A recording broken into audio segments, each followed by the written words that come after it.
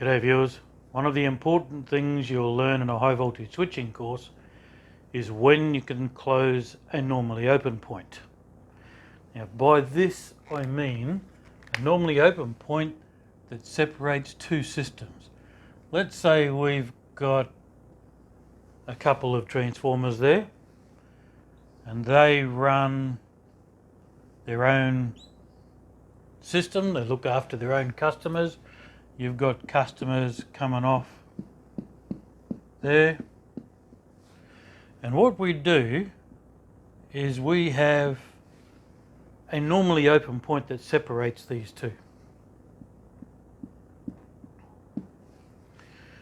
Now if we just had two radials that were not separated by a normally open point, and let's say we wanted to work on a circuit breaker there or work on that transformer, we would have to shut down that whole system just to work on that. The best thing we could probably look at doing is bring in a generator, but we'd still have to shut down that system long enough until we hook a generator into it. In this system, what we've got is we've got the two radial points that come together and it's separated by a normally open point. Now a lot of people think that if the normally open point has been put there, we can just close it. And what we do there is, if we close it, then of course we're supplying the customers from power from this direction, and so then we can simply take out that breaker whenever we like, take out the transformer, do anything along that line, and it's not going to affect the customers.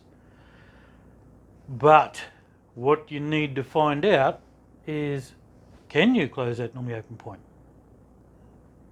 Of course you can, but when? You are the one that needs to find out if you need to take out that circuit breaker or transformer first before you close that point, meaning you are going to lose power temporarily to those customers before you close that point and bring this transformer in to supply power. You also need to find out if you can even do that. Let's say to supply all these customers and those customers, can this transformer handle it? So you've got to find out what the load is going to be for that transformer.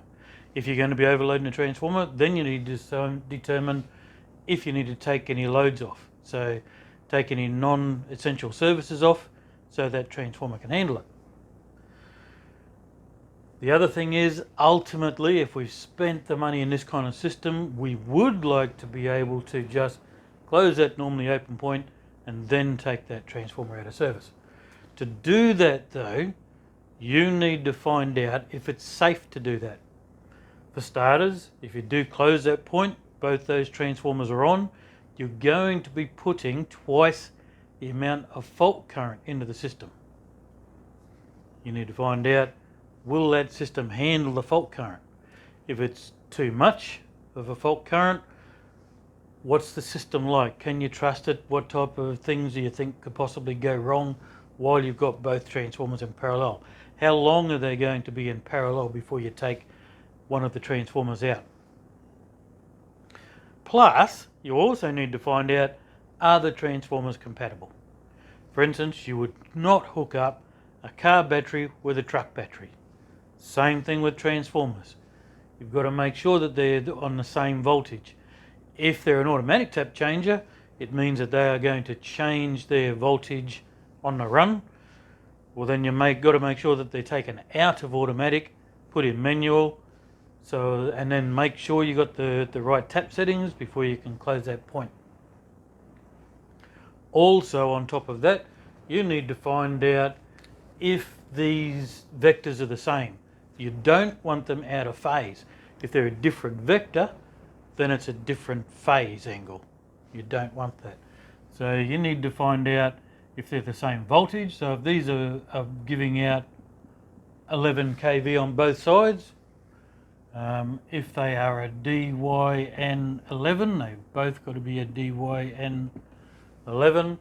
Make sure they're pumping out the same voltage. Also, this here, let's say this here is a 10 MVA.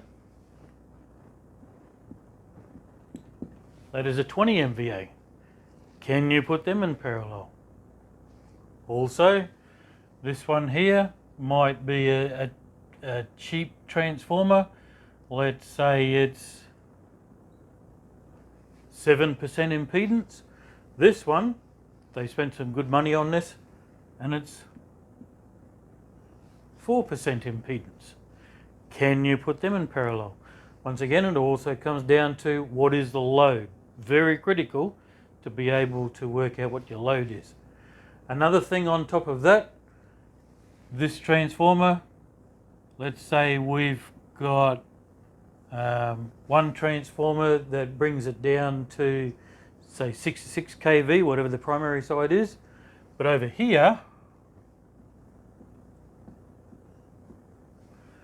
if we've gone 2 lots of transformers to bring it down to 66 kV, so we're now actually going to have a different phase angle, even though these here might be all DYN11s, that's a DYN11, that's a DYN11, we're still going to have a different phase angle, and that's another video that I'll show you. But those are the type of things that you need to find out if you're able to close that normally open point. If you're not too sure, you could err on the side of caution and say, we are not going to close that point until we take one of these transformers out. And then of course, when we do close that point, is the one transformer you're going to have in place going to be able to handle the load? All that information and a whole lot more is what you should pick up from a high voltage course and be able to walk out of there with complete confidence that no matter what the situation is on this type of system, whatever job you've got to do, you've got complete confidence that you'll be able to work it out. It's not that hard. Okay, hope it helps. See you tomorrow.